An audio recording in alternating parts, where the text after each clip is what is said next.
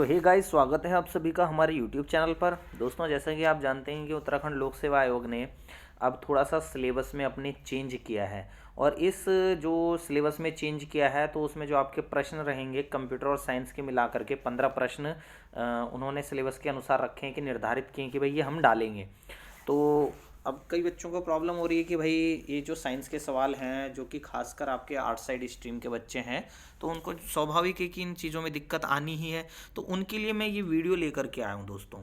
तो आज से ये हम जो साइंस की सीरीज शुरू कर रहे हैं, इसमें डेली आपके 20 से 25 सवाल आपको देखने के लिए मिलेंगे और आप इन सवालों को करके एग्ज़ाम में बैठ सकते हैं। निश्चित ही आपको बहुत फ़ायदा मिलेगा इस चीज़ से। ठीक है दोस्तों, तो आज आप हमारे चैनल को आज से सब्सक्राइब कर लीजिए और फॉलो कर लीजिए। डेली यहाँ वीडियो आने वाली है आपके लिए। आगामी ऐसा ही नहीं है कि कनिष्ठ सहायक के पेपर में ही साइंस आएगी। लोक सेवा आयोग के अधिकांश पेपरों में आपको साइंस से संबंधित प्रश्न देखने को मिलते हैं लगातार ही। ठीक है दोस्तों, तो घबराने की आवश्यकता नहीं है। यहाँ जो मैं वीडियोस डाल रहा हूँ आप उनको देखते रहिए और यहाँ जो सवाल मैं आपको बता रहा हूँ उनको आप लगातार नोट करते चलिए। ठीक है, आपको यहाँ से फ़ायदा मिलेगा। तो चलिए आज के पहले प्रश्न पर बात कर लेते हैं। देखिए क्या है पहला प्रश्न, ध्वनि का वेग महत्तम होता है। यानी इसका जो सवाल है वो ये है कि ध्वनि का वेग सबसे ज़्यादा किस में होता है। निम्नलिखित में से 4 ऑप्शन है आपके सामने। इसके लिए मैं आपको 5 से 10 सेकंड का समय भी दूंगा, तो आप जरा सोच करके इसका आंसर लगाना। ठीक है, सबसे पहला निर्वात में ऑप्शन है, दूसरा है धातु में, तीसरा है द्रव में, चौथा है वायु में। तो ध्वनि का वेग सबसे ज़्यादा किस में होता है दोस्तों, आपको ये बताना है इन 4 ऑप्शन के अनुसार। तो चलिए इसका सही जवाब बता देते हैं आपको। ध्वनि का वेग सबसे ज़्यादा दोस्तों धातु में होता है, धातु में। ठीक है, धातुओं में देखने के लिए मिलता है। और धातुओं में भी किस में होता है, तो आपका एल्यूमिनियम धातु में सबसे ज़्यादा होता है। कितना होता है, 5640 मीटर प्रति सेकंड। ये भी आप थोड़ा ध्यान रखेंगे कि एल्यूमिनियम में जो ध्वनि का वेग होता है वो कितना होता है, 5640। इससे पहले अगर बात करें तो लोहे में होता है, मतलब इससे कम बोलेंगे एल्यूमिनियम में, मतलब धातु, लोहा भी धातु होगी एक तरह की आपकी। तो इसमें हो गया आपका 5130 मीटर प्रति सेकंड। ठीक है दोस्तों, तो ये चीज़ें आपको ध्यान देनी है। ध्वनि का वेग सबसे ज़्यादा किस में होता है। दूसरे सवाल की तरफ चलते हैं। दूसरा सवाल है दोस्तों आपका, निम्नलिखित में से कौन सी क्रिया स्वेद वाष्पन से संबंधित है। स्वेद वाष्पन यानी इवेपोरेशन ऑफ स्वेट, यानी पसीने के सूखने से संबंधित है। तो दोस्तों पसीने के सूखने से जो संबंधित है वो आपको सिलेक्ट करना है। इसमें से 4 ऑप्शन में से 4 ऑप्शन कौन कौन से हैं आपके, ऊष्मादायक क्रिया, ऊष्मा शोषक क्रिया, रासायनिक क्रिया और लवणीय अभिक्रिया। ठीक है, इसमें से आपको बताना है लवणीय अभिक्रिया। 4 ऑप्शन आपके सामने हैं। ठीक है, तो चलिए इसका जवाब भी मैं आपको बता देता हूं। इसका आंसर होगा दोस्तों ऊष्मा शोषक क्रिया। ठीक है, पसीने के सूखने से संबंधित जो क्रिया है वो ऊष्मा शोषण क्रिया होती है। ऊष्मा शोषण क्रिया का मतलब क्या है, जब वायुमंडल में आर्द्रता अधिक और ऊष्मा कम हो जाती है तो शरीर का पसीना नहीं सूखता, जबकि इसके विपरीत जब आर्द्रता कम और ऊष्मा अधिक हो जाती है तो पसीना सूख जाता है। तो स्वेद वाष्पन की क्रिया इसी प्रोसीजर से रिलेटेड है आपकी। ठीक है, चलिए आगे बढ़ते हैं तीसरे प्रश्न की तरफ। निम्नलिखित में से कौन रासायनिक उर्वरक नहीं है। आपको ये पहचानना है कि रासायनिक उर्वरक इनमें से कौन सा नहीं है। Urea, sodium sulphate, super phosphate, potassium nitrate. थोड़ा सा समय है आपके लिए, 5 से 10 सेकंड का, सोच करके आप आंसर लगाइए। चलिए इसमें मैं आपको जवाब बता देता हूं। इसका आंसर है ऑप्शन बी, सोडियम सल्फेट। ठीक है, सोडियम सल्फेट जो है इसका प्रयोग विरंजक के रूप में होता है, ना कि रासायनिक उर्वरक के रूप में। चलिए आगे बढ़ते हैं चौथे प्रश्न की तरफ। प्लास्टिक से कौन सी गैस उत्पन्न होती है। प्लास्टिक से कौन सी गैस उत्पन्न होती है ये आपको बताना है। 4 ऑप्शन आपके सामने हैं, पहली नाइट्रोजन, पॉलीहाइड्रोजन, पॉलीक्लोरीन, पॉलीथिलीन। तो आपको ये बताना है, देख लीजिए आप इसमें से कौन सी गैस इससे उत्पन्न होती है। ये सारे आपके वो सवाल हैं जो कि लोक सेवा आयोग की, किसी भी लोक सेवा आयोग की, किसी भी राज्य की लोक सेवा आयोग की पुरानी परीक्षाओं में ये सवाल आए हुए हैं। वहाँ से आपके लिए पीडीएफ बनाई गई है और आपके समक्ष ये प्रश्न प्रस्तुत किए गए हैं। तो आप इनको जरूर ध्यानपूर्वक पढ़ें, ये निश्चित ही आपको एग्जाम में फ़ायदा देंगे दोस्तों। तो आपके लिए थोड़ा सा समय है, 4 ऑप्शन आपके सामने है, जल्दी से आंसर लगाइए। तो दोस्तों इसका सही जवाब हो जाएगा आपका पॉलीथिलीन। तो पॉलीथिलीन प्लास्टिक से कौन सी गैस उत्पन्न होती है? तो इसका सही जवाब हो जाएगा पॉलीथिलीन। दोस्तों प्लास्टिक भी आपकी दो प्रकार की होती है, ये भी आप थोड़ा ध्यान देना। एक तो प्राकृतिक प्लास्टिक होती है और एक आपकी कृत्रिम प्लास्टिक होती है। कृत्रिम प्लास्टिक भी फिर दो प्रकार की होती है। कृत्रिम प्लास्टिक में से भी दो खंड कट जाते हैं आपके, एक तो आपका थर्मोप्लास्टिक हो जाता है और आपका दूसरा थर्मोसेटिंग हो जाता है। प्राकृतिक प्लास्टिक की बात करूं तो इसका सबसे अच्छा उदाहरण है लोह, ठीक है, लोह, ठीक है, ध्यान रखना इसको। चलिए आगे बढ़ते हैं अगले सवाल की तरफ, पांचवें प्रश्न की तरफ। मिश्र धातु में किस पदार्थ का संयोग निष्कलंक इस्पात स्टेनलेस स्टील बनाने में नहीं होता? तो स्टेनलेस स्टील बनाने में निम्नलिखित में से किस का प्रयोग नहीं होता है? कार्बन का, क्रोमियम का, मैग्नीशियम का या मॉलिब्डेनम का? आपको सही जवाब देना है, 5 से 10 सेकंड का समय, जल्दी से लगाइए आंसर अपना। तो दोस्तों इसका सही जवाब हो जाएगा मॉलिब्डेनम, ठीक है। बाकी और चीज़ों का प्रयोग और मिश्रातुओं का प्रयोग आपका स्टेनलेस स्टील बनाने में होता है, मॉलिब्डेनम का प्रयोग नहीं होता है। कार्बन का भी होता है, क्रोमियम का भी होता है, मैग्नीज का भी होता है। चलिए अगले प्रश्न की तरफ बढ़ते हैं। फ्रिजों में कौन सी गैस भरी जाती है? तो आपके सामने 4 ऑप्शन है, क्लोरोफ्लोरोकार्बन, मेफ्रॉन, मीथेन, एसिटिलीन। आपको इनमें से जल्दी से जवाब देना है कि फ्रिज में कौन सी गैस भरी जाती है। तो दोस्तों इसका सही जवाब हो जाएगा ऑप्शन ए, क्लोरोफ्लोरोकार्बन। फ्रिज में मुख्यतः क्लोरोफ्लोरोकार्बन भरी जाती है, जिसे फ्रेऑन गैस भी कहते हैं, फ्रेऑन, ठीक है, ये भी आप ध्यान रखना। इसी गैस को, क्लोरोफ्लोरोकार्बन को फ्रेऑन भी कहते हैं। और ये जो गैस होती है ना, ये आपकी जो वायुमंडल में हमारी ओजोन परत है, समताप मंडल में, उसको बहुत बुरी तरह से प्रभावित करती है। इसलिए कहते हैं कि जो इस तरह के जो हमारे गैजेट्स होते हैं, फ्रिज हो गया हमारा, ठीक है, एसी हो गया, इनका ज़्यादा प्रयोग नहीं करना चाहिए। हमारी जो ओजोन परत है उनको पूरी तरह से नुकसान करती हैं। चलिए अगले प्रश्न की तरफ चलते हैं जो कि बायो से रिलेटेड है। एंजाइम एक क्या है दोस्तों? आपको ये 4 ऑप्शन आपके सामने है, इसका सही जवाब देना है। विटामिन है, बैक्टीरियम है, बायो उत्प्रेरक है या वायरस है? तो आपको इसका जवाब देना है कि एंजाइम इनमें से क्या है। आपके पास 5 से 10 सेकंड का समय है, जल्दी से आंसर लगाइए। चलिए दोस्तों, ये एक बायो उत्प्रेरक के रूप में कार्य करते हैं, ठीक है, बायो उत्प्रेरक। एंजाइम क्या होते हैं? देखो एंजाइम क्या होते हैं, मतलब नाइट्रोजन युक्त पदार्थ होते हैं जो किण्वन की क्रिया को संपादित करते हैं, ठीक है। एंजाइम प्रत्येक जीवित प्राणियों की जो आपकी कोशिकाएं हैं, सेल्स हैं, उनमें उपस्थित रहते हैं और जीवित शरीर में होने वाली विभिन्न अभिक्रियाओं में महत्वपूर्ण भूमिका निभाते हैं। एंजाइम को एक तरह से आप कह सकते हैं कि जीव रासायनिक उत्प्रेरक भी आप इनको कह सकते हैं, एंजाइम्स को। तो एंजाइम क्या है? एक बायो उत्प्रेरक है। इंपॉर्टेंट प्रश्न है, इसको भी आप नोट डाउन कर लें। चलिए अगले प्रश्न की तरफ बढ़ते हैं।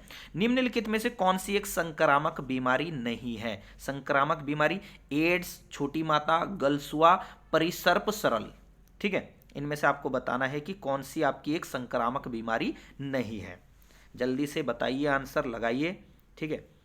और ये जो वीडियो समाप्त हो जाएगी तो उसके बाद कमेंट सेक्शन के माध्यम से अपने मार्क्स भी दोस्तों जरूर बताना। 23 प्रश्न है इस वीडियो में, तो 23 में से आपने कितने सही किए हैं, कितने गलत किए हैं, आप ये भी बताइए। इससे हमें अंदाजा लगेगा कि आपकी तैयारी किस स्तर पर है, ठीक है। चलिए इसका सही जवाब बता देते हैं आपको। संक्रामक बीमारी दोस्तों एड्स नहीं है, ठीक है। संक्रामक रोग जो आपके जीवाणु, विषाणु, कवक और प्रोटोजोआ से संक्रामित तो होते हैं, ठीक है। तो एक तरह से जो आपकी संक्रामक बीमारी नहीं है वो आपकी क्या नहीं है? एड्स नहीं है। बाकी सभी आपकी संक्रामक बीमारियां हैं। चलिए आगे बढ़ते हैं। निम्नलिखित में से कौन आनुवांशिक अव्यवस्था नहीं है? ठीक है, आनुवांशिक अव्यवस्था नहीं है। Down syndrome, haemophilia, irritable bowel syndrome या दात्र कोशिका अवरक्तता, ठीक है। इनमें से आपको जवाब देना है कि कौन सी आनुवांशिक बीमारी नहीं है, ठीक है। चलिए इसका सही जवाब बता देते हैं आपको, इरिटेबल बाउल सिंड्रोम, ठीक है। इरिटेबल बाउल सिंड्रोम क्या होता है दोस्तों? ये एक आंत की बीमारी होती है। ये आनुवांशिक बीमारी से इसका कहीं भी दूर दूर तक कोई लेना देना नहीं है, तो इसको भी आप नोट डाउन कर लें। ये भी अच्छा सवाल है आपका, इंपॉर्टेंट प्रश्न है, ठीक है। चलिए आगे बढ़ते हैं। बाकी जितनी भी आपकी बीमारियां हैं ये सारी आपकी आनुवांशिक मतलब आनुवांशिकता से आपका संबंध होता है इनका। चलिए आगे बढ़ते हैं। कोबरा सर्प का विष होता है। कोबरा जो सांप होता है उसका विष किस प्रकार का होता है? तंत्रिका विषी होता है, रुधिर विषी होता है, दोनों होते हैं या कोई नहीं होता? ठीक है, यानी तंत्रिका विषी, रुधिर विषी, या दोनों, या कोई नहीं। तो कोबरा का विष जो होता है वो क्या होता है, आपको ये बताना है। जल्दी से सोचिए और आंसर लगाइए अपना। चलिए इसका सही जवाब बता देते हैं आपको। इसका सही जवाब है दोस्तों तंत्रिका विषी। कोबरा सर्प का जो विष होता है ये तंत्रिका विषी होता है। यानी कोबरा सर्प जो है वो आपका तंत्रिका को पूरी तरह से प्रभावित करता है और तंत्रिका तंत्र को सुस्त करके, मतलब शिथिल कर देता है, उसको सुस्त कर देता है, उसको मार देता है, जिससे मनुष्य की कुछ ही क्षणों में मृत्यु हो जाती है। और ये कोबरा के बारे में भी आप जान लीजिए, कोबरा एक ऐसा सर्प है, एक प्रकार का ऐसा सांप है जो किसी घोंसले में अंडे देता है, और जब तक उस अंडों से बच्चे बाहर नहीं निकलते तब तक उनकी रक्षा करता रहता है। तो कोबरा सर्प के बारे में भी आपने जान लिया। इसका विष क्या होता है, तंत्रिका विषी। चलिए आगे बढ़ते हैं। जल में घुलनशील विटामिन है, मोस्ट इंपोर्टेंट प्रश्न है, इस पे मोस्ट इंपोर्टेंट लगा लीजिए। निम्नलिखित में से जल में घुलनशील कौन सा विटामिन है? Vitamin a, vitamin c, vitamin d, vitamin e. थोड़ा सा समय है आपके पास, जल्दी से लगाइए आंसर अपना। तो दोस्तों इसका सही जवाब हो जाएगा विटामिन सी। विटामिन सी आपका जल में घुलनशील विटामिन है। अगर जल में घुलनशील विटामिनों की मैं बात करूं तो विटामिन बी व विटामिन सी ही आपके जल में घुलनशील विटामिन है। बाकी वसा में घुलनशील विटामिन हो जाएंगे आपका ए, डी, ई के। ए, डी, ई के ये आपके वसा में घुलनशील विटामिन हो जाएंगे। ये भी इंपॉर्टेंट है, आप इसको भी नोट कर लें। आगे बढ़ते हैं। शल्य क्रिया यानी सर्जरी में आर्थोप्लास्टी क्या है? आपके सामने ऑप्शन है ओपन हार्ट सर्जरी, कूल्हे के जोड़ का प्रतिस्थापन, गुर्दा प्रत्यारोपण, या रुधिर का आदान प्रदान। बताइए जल्दी से। शल्य क्रिया में आर्थोप्लास्टी क्या है? आर्थोप्लास्टी।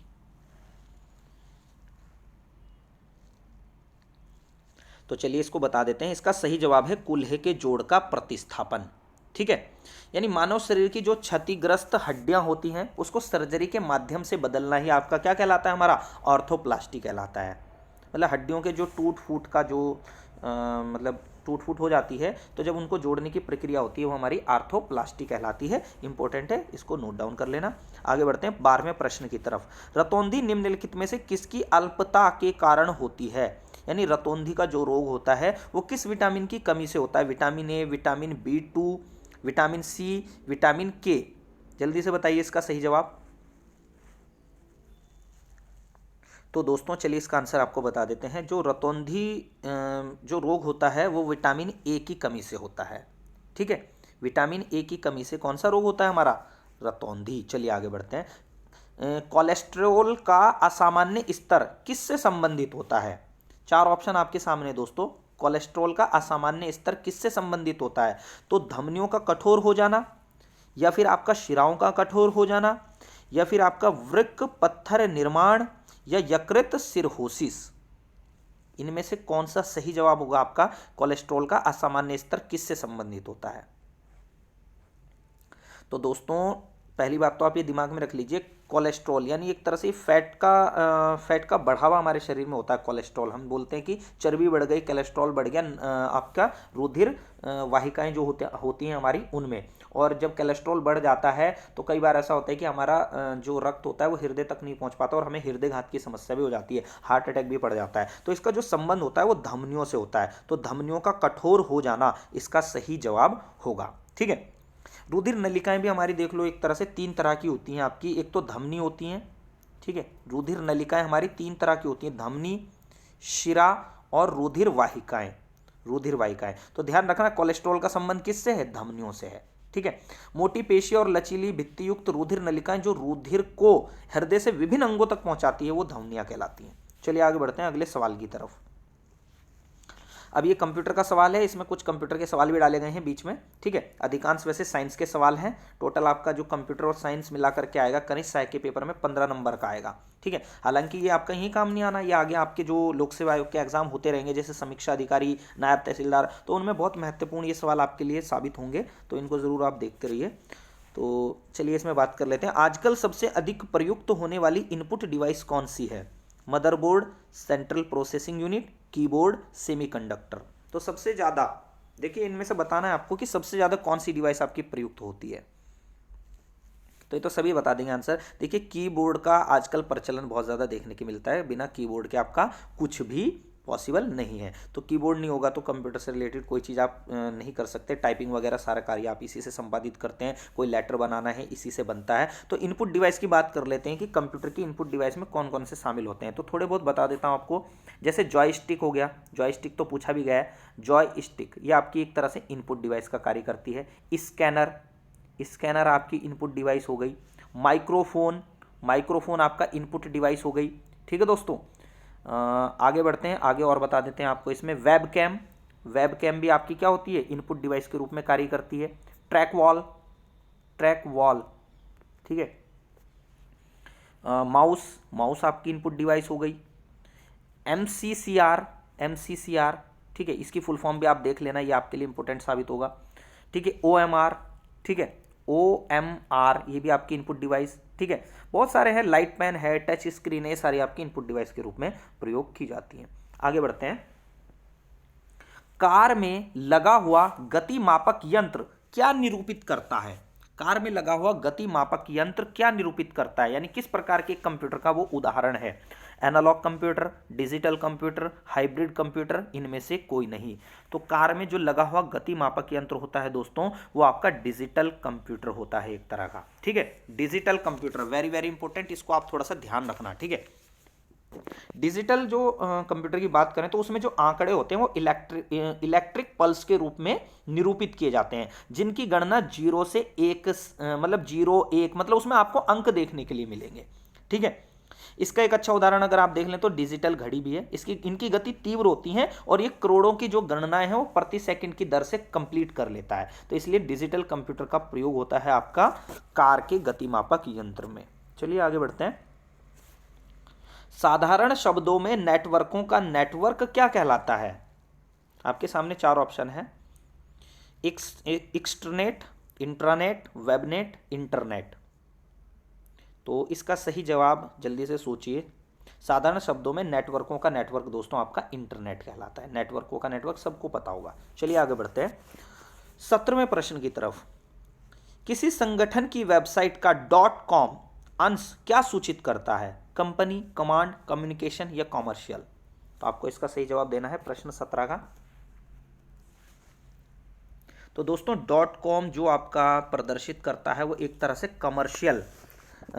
कमर्शियल का लघु रूप है, मतलब। ठीक है, ध्यान रखना, कॉमर्शियल को ये डिनोट करता है क्या? संगठन की वेबसाइट .com। ठीक है, इंपॉर्टेंट है सवाल भी, आप इसको जरूर देख लें। चलिए आगे बढ़ते हैं। अगला प्रश्न है, इनमें से कौन सा उद्योग चुंबकीय स्याही गुण पहचान MICR का प्राथमिक प्रयोग करता है?